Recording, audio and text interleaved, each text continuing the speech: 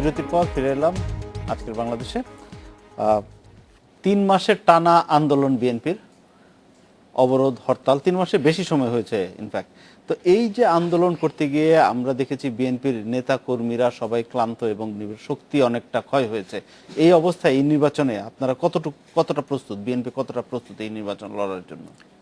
দেখুন, তার আগে আমি ছোট্ট দুটি প্রশ্নের জবাব একটু দিতে চাই। আমার প্রিয় বন্ধু তাজুল ভাই বলেছেন যে 3 মাস কেন বিএনপি অফিস বন্ধ ছিল, সেটা বিএনপি জবাব দিতে পারবে। আসলে আমরা জবাব দিতে পারবো। 3 মাস সরকারের পক্ষ থেকেই পুলিশ প্রশাসন আমাদের অফিস বন্ধ রেখেছিল। কেন বন্ধ রেখেছিল সেটা পুলিশ প্রশাসনই বলতে পারবে, আমরা বলতে পারবো না। আর আরেকটা প্রশ্ন, ব্যারিস্টার শামীম হায়দার যেটা বলেছে, যদি ব্যাপকভাবে ভোটারের উপস্থিতি ঘটে তাহলে জনমতের সত্যিকারে প্রতিফলন হবে। তখন হয়তো রেজাল্ট কি হবে সেটা এখনো বলা যাবে না। আর কম যদি হয় তাহলে হয়তো সরকারি দল বা সরকার সমর্থক দল পাশ করবে। কেন কমের মধ্যে কি বিএনপির সমর্থকরা থাকতে পারে না? না, সেটা শামীম হায়দার পাটোয়ারি কিন্তু ব্যাখ্যা দিয়েছেন যে তাদের সাংগঠনিক ভিত অনেক দুর্বল, কম হলে তাদের ভোটটা বেশি হবে, বিএনপির ভোটটা কম হবে। আমি ওই বিতর্কে যাব না।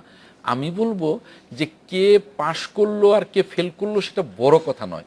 বড় কথা হলো যে একটি নির্বাচন সফল হয় তখনই যখন ব্যাপক জনগোষ্ঠী ওই নির্বাচনে অংশগ্রহণ করে। বাংলাদেশের মানুষ কিন্তু নির্বাচনমুখী এবং তারা খুব উৎসাহ উদ্দীপনা নিয়ে ভোট দিতে যায়। আপনি যদি 5 জানুয়ারি নির্বাচনের উদাহরণ দেন, সেখানে কিন্তু ব্যাপারটা স্বাভাবিক ছিল না। সেখানে বিএনপি এবং তার জোট ঘোষণা দিয়েছিল নির্বাচন প্রতিহত করার।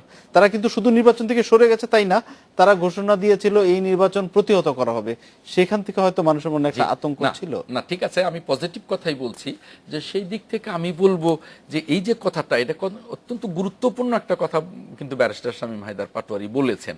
সেই জন্য আমি বলবো যে এই ব্যাপক জনগোষ্ঠী যাতে এই নির্বাচনে অংশগ্রহণ করতে পারে সেই পরিবেশটা সরকার তৈরি করবেন এবং সেজন্য নির্বাচন কমিশন একটা কার্যকর ভূমিকা পালন করবেন, এটা আশা করি আর কি।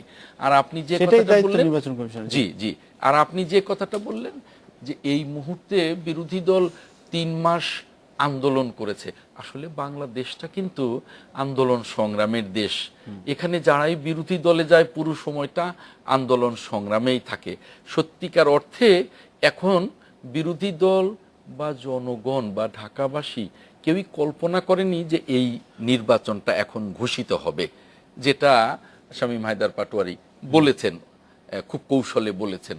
তো অতএব নির্বাচন যেহেতু ঘোষিত হয়ে গেছে আর বিএনপি যেহেতু নির্বাচনেরই দল, সেই হেতু বিএনপি মনে করে যখন নির্বাচন হোক তখনই নির্বাচনী যুদ্ধে ঝাঁপিয়ে পড়বার প্রস্তুতি থাকতে হবে এবং বিএনপির সেই প্রস্তুতি আছে যদি বিএনপি সেই নির্বাচন পায় এবং সেই পরিবেশ পায়। অবশ্যই তাজুল ইসলামের কাছে যাচ্ছি। এই যে নির্বাচনের বিষয়টা, ঢাকা সিটি কর্পোরেশনের 8 বছরের বকেয়া নির্বাচন আর চিটাগাং সিটি কর্পোরেশনের 3 মাসের আগাম নির্বাচন, এই সময় হঠাৎ করে নির্বাচনটা ঘোষণা করা, অনেকে বলছেন অনেকে এটার পিছনে সরকারের একটা অন্য উদ্দেশ্য দেখছে। তো সেরকম কোনো উদ্দেশ্য থেকে কি এটা এখন ঘোষণা করা নাকি? আমি একেবারে মনে করি না। আসলে এরকম যখনই আপনি নির্বাচন করেন অথবা না করেন, কেউ না 3 কেউ মাস আগে কেন করলেন? এটা নির্বাচন যেহেতু ঢাকাতে হচ্ছে, ঢাকা একটা মেজর সিটি এবং চট্টগ্রাম একটা মেজর সিটি কর্পোরেশন, তো এটাকে নির্বাচন কমিশন মনে করছে যে তাকে সামনে আরো তার অনেকগুলি নির্বাচন সম্পূর্ণ করতে হবে। পৌর কর্পোরেশন, পৌরসভাগুলোর নির্বাচন হবে, তারপর ইউনিয়ন পরিষদের নির্বাচন হবে। সঙ্গত কারণে এই দুটা নির্বাচনকে সুষ্ঠুভাবে সমাপ্তি করার মাধ্যম দিয়ে সে তার সামনের চ্যালেঞ্জগুলোকে সে মোকাবিলা করতে চায়। আমি মনে করি যে আমার দৃষ্টিভঙ্গিটা এরকম। এখন এক একজনের দৃষ্টিভঙ্গি এক এক রকম বলতে পারে, অথবা মনের দিক থেকে সবাই হয়তো মনে করে যে না, এই নির্বাচনটা নির্বাচন কমিশন একটা সঠিক সময় সঠিক সিদ্ধান্ত নিয়েছেন সবাইকে সুযোগ করে দেওয়ার মতন করে একটা নির্বাচন করার জন্য। এখন ওইটা সবাই মনে করলেও হয়তো বা বলার সময় ভিন্নভাবে বলতেই পারে। এখন এটা তো ভিন্ন জিনিস। এখানে আমি যে একটা বিষয় একটু সংযোজন করব। আসলে বিএনপির অফিসটি যখন খোলা হয় তখন আমরা দেখেছি বিএনপির কিছু কর্মীরা গিয়ে লক কেটে দিয়েছেন যে তারা চাবি নাই তাদের কাছে। এবং সেই লকটা কেটে দিয়ে তারা এটা থেকে ঢুকেছেন। কি প্রমাণ হয়? এটাতে প্রমাণিত হয় যে তাদের যারা সেখানে তখন না, দায়িত্বে তাদের ছিলেন কাছে তারা- চাবি নেই, তার মানে প্রমাণিত হয় এখন- তালাটা তারা লাগায় নাই। না, এটা মনে করা হবে কেন? এখন যারা আমি ওই যদি ব্যক্তি তালা লাগালেন, লাগাই, সে তালার চাবি তো আমার ওই কাছে ব্যক্তি- থাকবে। ওই ব্যক্তি যারা তালাটা কেটেছে, অর্থাৎ তালা যারা খুলেছে, তারা কিন্তু তালাটা হয়তো লাগায়নি। তাদের কোনো সিনিয়র নেতার কাছে চাবি থাকতে পারে, অথবা অন্য কারো কাছে চাবি থাকতে পারে। এবং যারা আনলক করেছে তাদেরকে সাধারণ কোনো এরকম বিশিষ্ট রাজনৈতিক নেতৃত্ব বা ব্যক্তিত্ব, সাধারণ কর্মীরা। তো অতএব এখানে বুঝার কোনো কারণ নাই, অথবা ব্যাখ্যা দেওয়া যাবে ভিন্নভাবে যে সরকার লাগাই দিচ্ছে, আমি জানি না। যাই হোক, এখানে মির্জা আব্বাসের সাহেবের কথা বলা হয়েছে। মির্জা আব্বাস সাহেবের বিরুদ্ধে যেটা নাকি আমি বিভিন্ন আপনার মিডিয়ার মাধ্যম দিয়ে আই কুড লার্ন যে ওনার বিরুদ্ধে 20-25টি মামলা ছিল। তো 20-25টি মামলার মধ্যে অনেকগুলি মামলা জামিন পাওয়ার পরে যে 3টি মামলা এসে ঠেকেছে। এখন সেখানে বিভক্ত রায় এসেছে, ফাইনালি একটা ডিসিশন হবে। আমি জানি না বিচার বিভাগ, আমি মনে করি বাংলাদেশে স্বাধীনভাবে যদি কাজ না করতো তাহলে এই 20-25টির মধ্যে এতগুলি মামলার ওনার রায় উনি বা কীভাবে পেলেন ওনার পক্ষে। আর এখন যেখানে এসে উনি ঠেকেছেন, এটাও আমি মনে হয় যে একটা আমাদের শামীম সাহেব অত্যন্ত ভালো একটা বিশ্লেষণধর্মী বক্তব্য রেখেছেন, আমি এটা রিপিট করতে চাই না।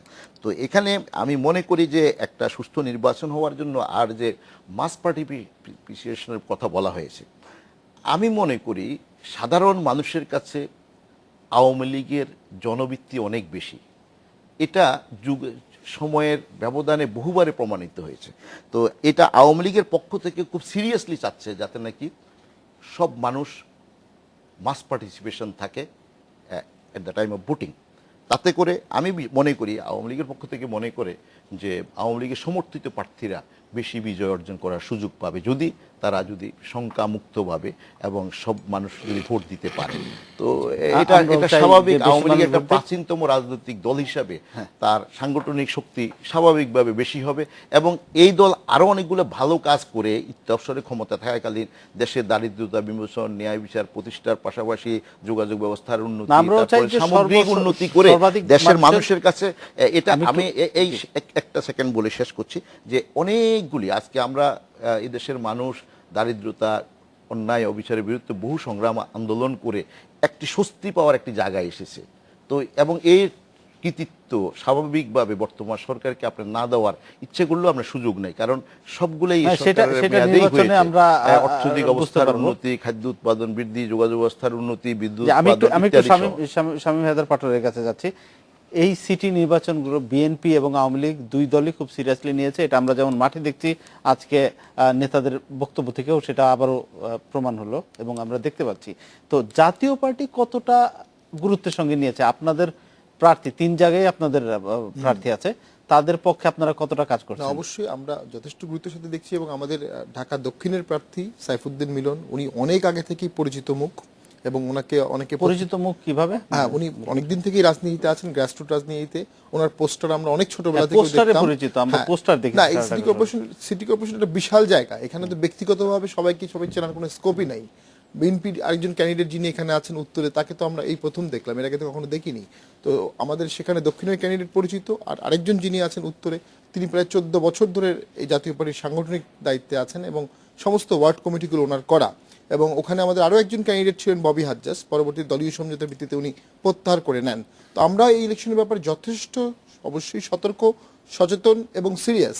এবং আমরা মনে করি জয়ের ব্যাপারে কতটা আশাবাদী? এবং দুটি দলের মধ্যে যে দুটি দলই মানে ব্রেকবিহীন গাড়ি চালাচ্ছে বা লক্ষ্যবিহীন গাড়ি চালাচ্ছিল, সেখান থেকে অবশ্যই জনগণের একটা বড় অংশ জাতীয় পার্টিমুখী হওয়ার সম্ভাবনা রয়ে গেছে।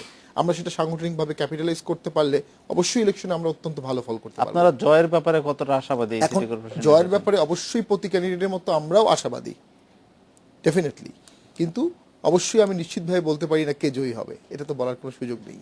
3 সিটি কর্পোরেশনই আপনারা মনোনয়ন দিয়েছেন। এই যে এই নির্বাচন নিয়ে জাতীয় পার্টিতে বহিষ্কারের ঘটনা আমরা দেখেছি, তারপর যে কোনো বিষয় আসলেই আমরা দেখেছি, আগে অতীতে 5 জানুয়ারি নির্বাচন নিয়েও দেখেছি, জাতীয় পার্টিতে যখনই নির্বাচন আসে বা বড় কোনো সিদ্ধান্তের বিষয় আসে, তখন আমরা দেখেছি যে জাতীয় পার্টিতে নানা রকম বিভেদ প্রকাশ হয়ে ওঠে এবং বহিষ্কারের ঘটনা ঘটে। নানা রকম এই যে একটা নানা রকম ইয়ের মধ্যে দিয়ে আপনারা যান দলের, কি কারণ এটা? এই প্রশ্নের উত্তর আমি আপনার কাছে নিব একটা বিরতি থেকে এসে। আবারও একটা বিরতির সাথেই থাকুন।